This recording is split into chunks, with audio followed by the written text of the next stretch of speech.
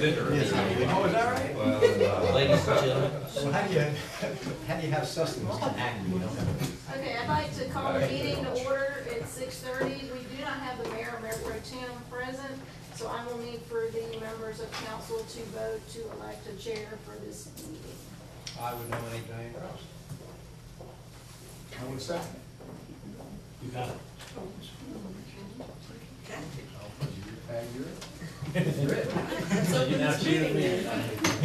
Until the mayor arrives, let's start out with our regular business and public hearing.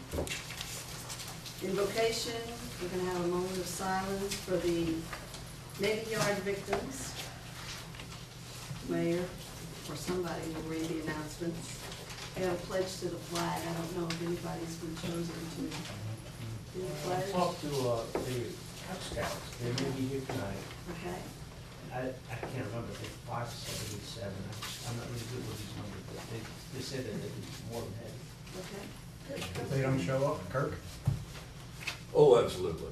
I say the pledge every morning. Ceremonial matters, the Snellville Public Safety Night, which is tomorrow evening, there'll be a resolution. Read. The Gwinnett Animal Hospital, sponsored by Mr. Howard, will be read. Is Erica in here? I imagine she'll be taking pictures and a presentation will be done. Does anybody have anything for or against the minutes? They're okay? Mr. Sabag, are they okay? Yeah. Okay, all right. Let's see, committee reports, Kelly McAloon. Is she here? Will be? Okay, thank you, Bob. Snellville Public Arts Commission, Kurt, he's here, and you're ready for a report Sure. during our council meeting. Thank you. We have nothing on the consent agenda. Old business, public hearing, reconsideration, discussion, and action to rescind the approval of order for a declaratory judgment. George Anderson in the first reading of ethics ordinance pursuant to ordinance 2-902. In light of the fact that no consent agreement has been reached and the matter has been scheduled for hearing on October 4th, 2013, the mayor is sponsoring, and I would like to have the city attorney address us on that if necessary. The mayor and I have not spoken about the target or subject matter of that meeting. I will tell you, and I think I've informed everybody that subsequent to the hearing date, Mr. Anderson made a plea to the court in emails. I've not had any conversations with him, but emails to withdraw his signature on the consent agreement. And it's the second time he's done that. And the language of the agreement has not changed over the period of about 3 or 4 months. And Mr. Anderson, the communications were very kind between he and me, and that's all I've had. I didn't have any from the day it was delivered, which was Wednesday of the week that the hearing took place. For 10 days prior to that, Mr. Anderson and I only communicated by emails. I'm prepared to show you our communications if it's okay with council. They were very kind in anything, and no threatening or difficulties between me and Mr. Anderson in terms of resolving the case. He mailed the consent order to me signed. And then the morning of the hearing, he sent a withdrawal request, asking the judge, saying that he had been misled or mistreated or something. I only communications with him were by email, so. And I have those with him. So there wasn't any, there really isn't a basis for withdrawal that I'm aware of. I can show the council those. If it's a subject matter that gets debated, I'd be glad to share our communications. Mr. Anderson has been a little bit bizarre in his communications from the beginning, and he sort of goes from being normal to being aggressive and harsh, and so we went to the hearing date, and then he zoomed back up to being aggressive and harsh again, which is where we've been since that date. I don't know of anything the council needs to do except understand that there are probably 2 issues remaining for resolution for the hearing on the 4th. One will be whether or not the city and Mr. Anderson have settled our case, and I believe we have. twice already. And second, there's this issue of the methodology for dealing with ethics procedures that are frivolous. And that procedure is one that's on for second read tonight. It's not one that the court mandates. We originally discussed it with Mr. Anderson in the court in the public hearing, and we were told to write it the way we wanted to write it. And we brought it back to council in executive session and got it approved. And then when Mr. Anderson balked at that, the court had a sense of there may be legislative issues overlapping the judicial issues, and we briefed it so that, and this is really technical back and forth with lawyer to judge in terms of briefing, but it was to say that this is really a judicial process. But in order to make sure, we will put it before the council to make sure legislatively the order and the legislation overlap each other perfectly. You don't have to do that. The court's not ordering you to do that. I'm recommending that you do that, and it's been the process that we've been repeating over and over again in executive session. Are we looking for a motion here in a second, and discussion, or are we looking to just do what with this? I don't know what the mayor's request is. My recommendation to you is not to do anything with regard to that action item 6A.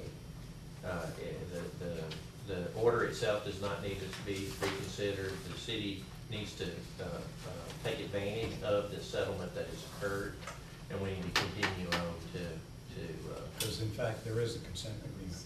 absolutely signed voluntarily by Mr. Anderson. And the judge's follow-up to that, I think on the 19th, advised Mr. Anderson, what I have a question about doesn't involve any of the matters alleged against you or your wife, nor does it affect your agreement. Right. That's pretty. Yeah, he wants to hear why we're having this pinch issue. And if you saw the emails, you'd Nor understand. does it affect your agreement. It tells me that doesn't affect the agreement. No, and it's really in the city. You see the depolitization of the ethics process is what this council instructed me to go achieve.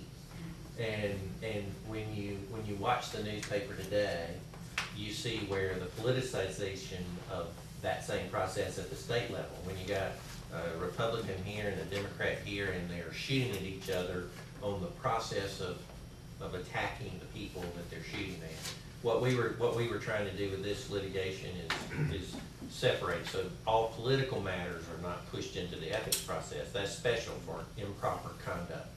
You want to talk politically, you go outside this body and that procedure, and it puts a gate for frivolous claims so that you don't just get beat up by political hacks in this process. And y'all have achieved it really well. And the order itself speaks well for the merits of the claim that was originally asserted. He readily admits it was false. He readily admits that he received the information in the mail anonymously. You know, it's a politically charged event in which he apologizes to Mr. Witts, both in the order itself and very kindly in the emails leading up to the execution of the order. So he appeared to be sincere when he was complimenting Mr. Witts. So y'all put up a good gate. Tony, I'm not sure if these emails are private or public. Are they public? I would construe what got attached to the agenda right now as public. And that is indeed from which I read. It's Yeah. those, was that public? Yeah, they become Okay. very, It was attached to my agenda. now here's what when you see those emails that are attached to the agenda, it's perfectly fine. They were quasi-public to start with because you've got Mr. Anderson trying to ex parte communicate with the judge in this case without copying me, and the judge sending it back. So all of that has become very public information in terms of the communications. So, Well, in one of the lines that Judge Struvel's saying that he's aware that Mr. Anderson signed the consent agreement, he says he now contends he was coerced into agreeing to a disposition, and that's why he wants to hear from him on October the 4th, next month. So if we go on with this consent with this reconsideration to rescind the vote we took last time, and the judge finds it in his favor, do we go back and put that back on there, Judge? The judge doesn't have to agree to what we send him as a consent order, ever. I mean, that's all in the judge's control. So to the extent the judge disagrees with anything about the consent order or anything that's going on, he'll take charge and deal with it. So it's not necessary for this body to give instruction to the court or do anything with regard to the consent order to change it. If the judge doesn't like it, if in fact he determines that there's something about it that he won't sign, he'll send the lawyer back to draft it again. It's a common practice. Now, in this case, he asked us to do, in order to have consent, and you can see it in the email, he asked us to have it to be an executed document by the lawyers involved in the case. And that's why Mr. Anderson's volunteering to sign the settlement agreement with the material event. I sent that to him, to the judge, on the 4th of September with a congratulations, we're done, everything's wrapped up, we're fine, here's the consent order, you can take the hearing on. That was copied to Mr. Anderson and to the judge and to the other lawyer involved in the case. No response to that until 9 o'clock on the morning of the 6th, which is when Mr. Anderson piped back up and said, oh, I don't agree. You know, it's when the hearing time has passed that he raises the issue and starts the debate over it again. So I think the court's gonna look at that with real scrutiny and understand. Mr. Anderson is a known entity. I mean, he is somebody who does this for a living. I mean, he is well renowned. I consulted an expert in the ethics area in trying to resolve some of the communications in the emails with regard to members of the city of Snellville who became aware of our communications. And in that, I talked to the former head of the Georgia Ethics Commission.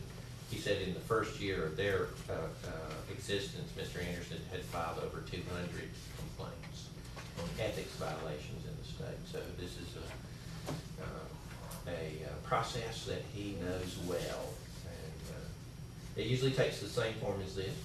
And in this case, y'all stood up to it, knew it was frivolous, called it frivolous, and he signed off it's frivolous. So do I need a motion to take this off the agenda for tonight? Wouldn't do that in this meeting. You can. I mean, in the meeting? That's certainly. That's what we're looking at? That's Take it off. certainly fine to do. Are we okay with that? Okay. Good. Second reading, consideration and action on ordinance to amend the city code of ethics procedure for filing complaints and determining a cognitive, easy word. It's a hard word. Oh, claim. I'll be happy to make a motion on that. Can we discuss a second? Sure. This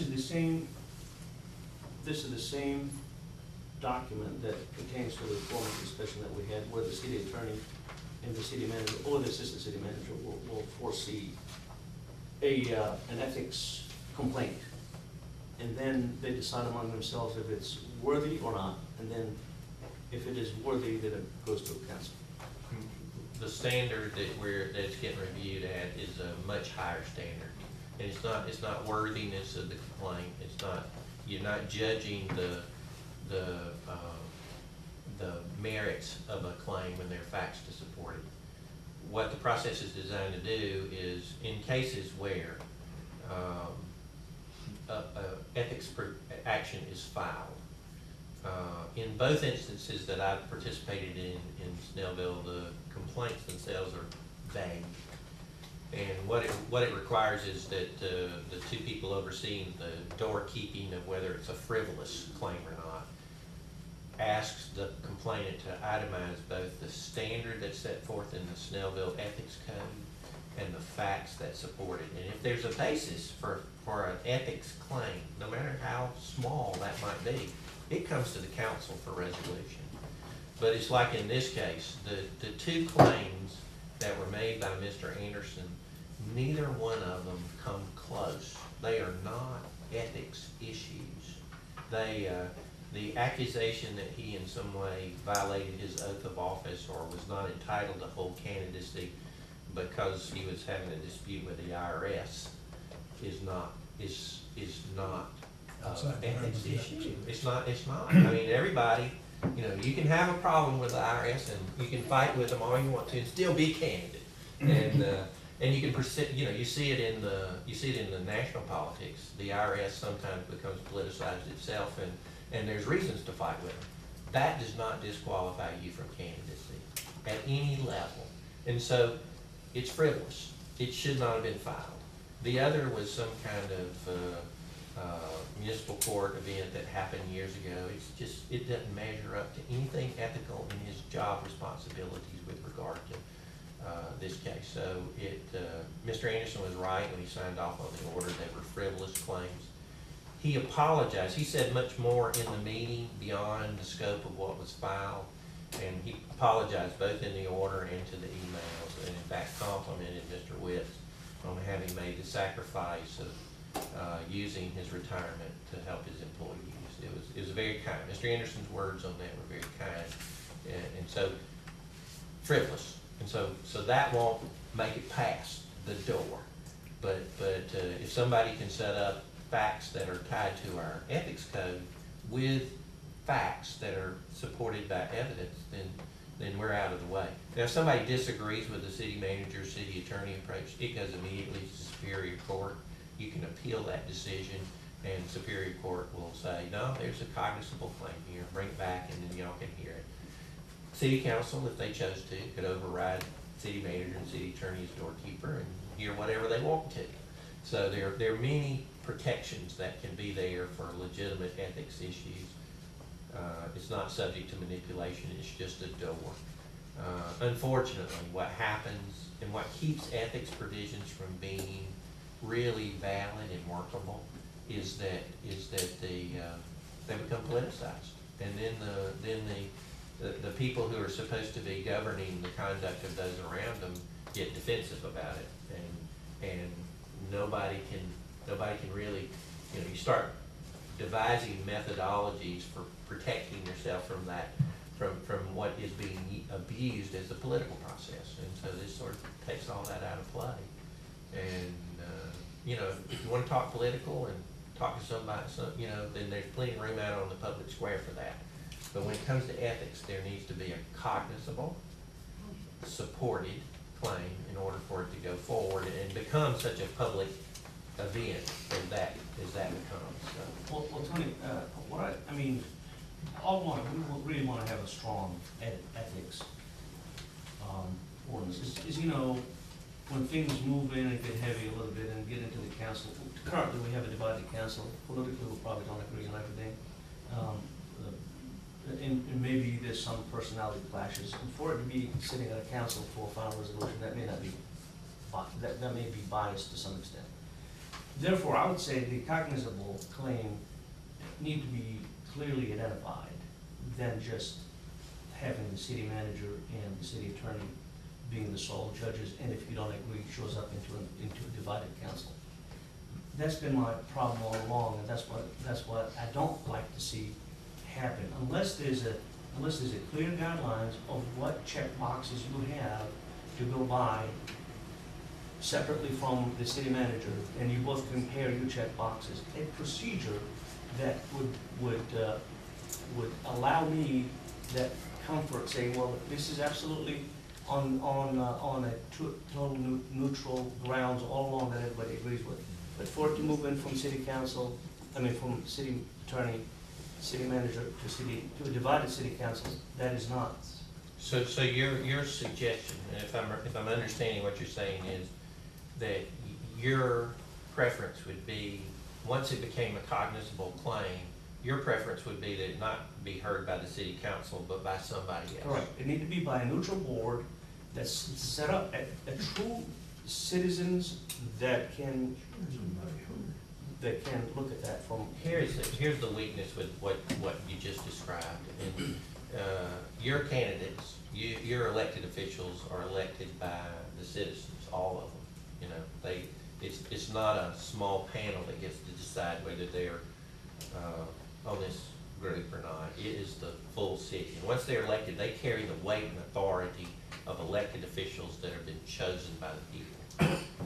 Every group, from Congress to the Senate, after that, once you reach that, the people who sit equally with you in those chairs judge your ethical conduct.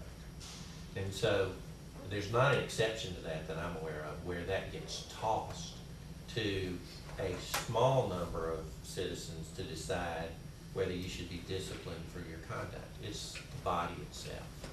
And, How do you resolve a division among council? I mean, you know, there will be biases in that one. It's either a violation or it isn't. Right. That's true, and I like that, it's gonna be either If on there's or a off. specific code, we have a code of ordinances, there's a specific code. If you violate the code, it's pretty apparent. And virtually all of the code, as I read it, goes to financial gain. And we're not talking about, like, that is, and that's what gives everybody the heebie-jeebies. We're not talking about frivolous claims. When what comes to the council should be somebody is stealing money or taking advantage of their position, selling it for profit. Ethics violations are serious, and you know them when you see them. They're not, oh gee, you know, it's election season and you know, somebody needs to be bashed for something that happened 5 years ago. That's when the ethics provisions are not that. And so if you take it out of the context of this is a political tool that, yeah, we're a divided council and somebody's gonna beat me over the head with something, and just make a big speech play out of it to affect my political candidacy, we wanna take that out of play. That's what this door is for. Now, who decides it? My belief is that the council should decide it, but it should only be real ethics situations that actually come in front of the council. Well, then could you modify this second reading to include what is cognizable division that may become between you and the city attorney? Because at one point, it's gonna be such a gray area that you will not agree. Well, if we don't agree, there's no complaint. It goes away. Somebody wants to assert it further, they are fully free to do that, but it won't be in the spotlight of the council meeting room. It'll be over in the Superior Court, where you can talk to a judge, and the judge is gonna be judging independently, free and clear of all bias, whether you got a claim or not. And that's a good place for it. There's no spotlights, there's no press, there's no elections. They take their time, and whoever loses pays. It's a good process. So you get there, it gets there. We disagree. It's gotta be unanimous that there's a cognizable claim for it to get out there and into the public as an ethics complaint. So it's real protection. GMA has a very good explanation of what an ethics complaint is and where it goes to and what it looks like. And it is always, you can download it from the GMA website, it's very specific. And they even mention the appearance of impropriety. And they cite an example where a mayor owned a car sales agency, sold cars to the city, and he was the lowest bidder. So there's no question that he was ripping anybody out, he was the lowest bidder. But he still profited by it because he sold the cars.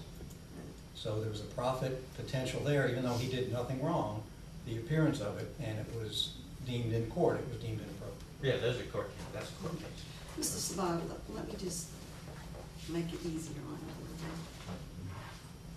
bit. In the motion, it's to adopt a new ordinance for the preliminary review. Preliminary review is what is contained in my motion. We can hear anything.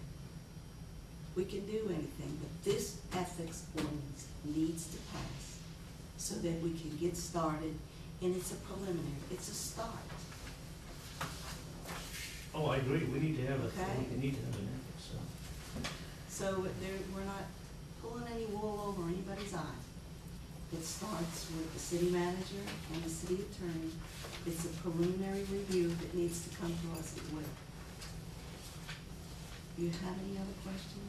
Are you comfortable with that? No, I'm done with my questions. Okay, all right, let's move on. First reading, consideration and action on approval to send the 2014-2019 short-term work program update to the Atlanta Regional Commission for review. Mr. Davis, would you like to speak on this? Oh, yes, I love this topic. Short-term work program, we put those together every 5 years, and our current one is from 2008, and it expires this year. There were some changes in the Department of Community Affairs, way planning business is done in Georgia, and they essentially this year gave us a choice of either updating our work program rather quickly, or updating our comp plan by January 1st. And I don't know about you, but I don't think I can do it between now and January 1st, particularly since no one's budgeted a comp plan, and they're pretty expensive. So what we did is we went through the existing work program. That's the first entry in your packet. That's the 2008-2013 status update is what we called it. And in the far right-hand side of the page, there's a status block of where we are on that element of the work program.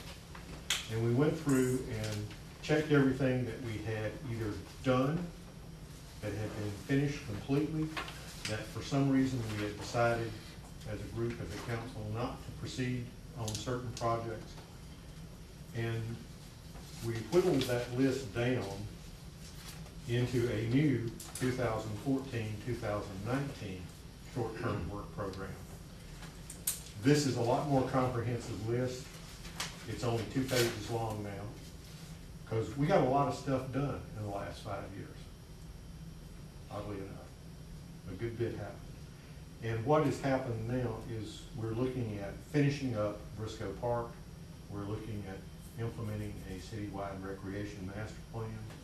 We still have ongoing things, stormwater sewer system updates, development activities. All of these are off of our old short-term work program. We have not added anything new. We have just updated, and we need for you all to do a first reading, pass it on for a second reading, Motion to and then we need to get your blessing at the next council meeting, the second reading, to send this to DCA. They will review it, mark it up, hopefully not, and send it back to us, and then we can adopt this one. It's very crucial that we get this done on schedule, because if you don't adopt the short-term work program and you step outside of DCA's rules, you are no longer a qualified local government, which affects your ability to get grants and other programs from state or federal agencies. So we can, first read, we just waive it. Yep. You just waive the first reading. Okay. Great, thanks, Tina. New business, discussion, consideration, and action on ethics complaint filed against Councilmember Tom Witz and Councilmember Dave Emanuel by George Anderson, alleging violation of city and state conflict of interest statutes. Mr. Powell, I don't know where to go with this. I don't, this is false, it seems to be along the same lines as old business A. Motion to take it off? Okay.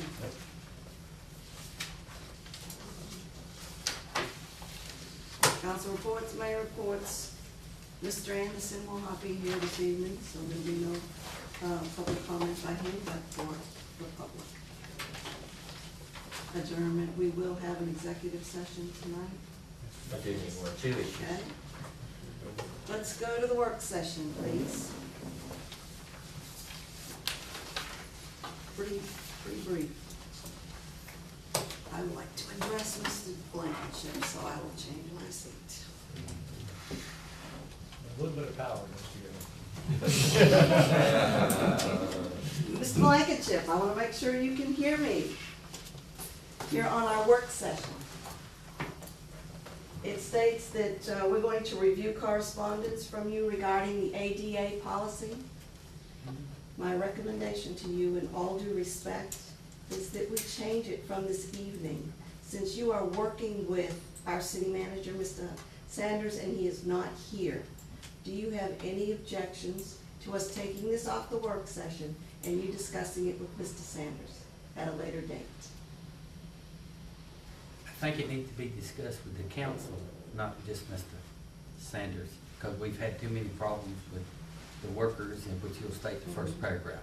Okay. So it needs to be more than them, or either with the Department of Justice or somebody else that y'all wanna discuss it with, other than just Mr. Sanders or the ones that he supposedly had to, supposed to be doing the work on. Are you looking for a result tonight, an answer? No, No. I'm looking for y'all to discuss it Mhm. and find out where y'all have discriminated against me. It's possible with the other stuff that I brought up, that you're not discriminating only towards me, but other citizens in the city of Snellville. Do any of the other council members have anything that they can add or resolve? to this I think blanket since he this has evening? been corresponding, I think Mr. Sanders should be here. I think we put it off till the next meeting. I have not disagreed with that, sir. Okay. Okay. If I may recommend, I've had hallway conversations with Mr. Blankenship. I think that the entire council and Mr. Blankenship and the city manager and the city attorney need to sit together and have an open discussion about all of the information that was given to us in his letter. And actually, he has more than one letter. To talk about his disability, he brings forth a lot of good points. So to just have a conversation being bounced back to us through emails serves plenty. However, I think sitting together with Mr. Blankenship and the council would help get us a little closer to where we need to be. So I would recommend Mr. City Managers to help out, arrange a meeting for all of the city. Is that agreeable with everyone? Is that agreeable with you, Mr. Blankenship, that the That's mayor what I and asked for. council will? That's what I've asked for. All right, so you're okay? That's what I asked for. Thank you very much, sir. Let me get back to my safe place. Well, you can stay there. No, thank you. No, thank you.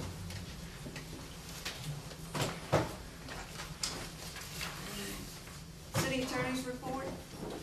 Only that I need an executive session too. Okay.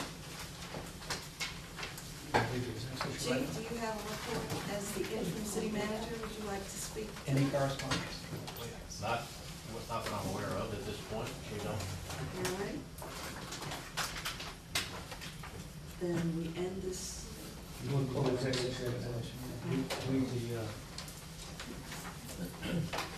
At this time, we're gonna go into exec session. During the work session of the mayor and city council of Snellville, Georgia. Do I need to say Mayor Counts? No, you'd say city, Councilwoman, or you could say city attorney Tony Fowler. City Attorney Tony Fowle announced that certain matters should be discussed in a closed session of the meeting and asked council to advise the city with respect to closing the meeting. City Attorney Anthony Fowle advised the city of the following reasons to close the meeting: to discuss pending and or potential litigation, settlement claims, administrative proceedings, or other judicial actions, which is exactly the Open Meetings Act pursuant to OCGA section 50-2-1. Authorize negotiations to purchase, dispose of, or lease property, authorize the ordering of an appraisal related to the acquisition or disposal of real estate pursuant to OCGA section 50-14-3, B2. Upon a motion of council member Emmanuel Howard. Howard, seconded by council member. The meeting was closed with the following council members and the city attorney present and voting. Mr. Emanuel? Yes. Mr. Howard? Yes.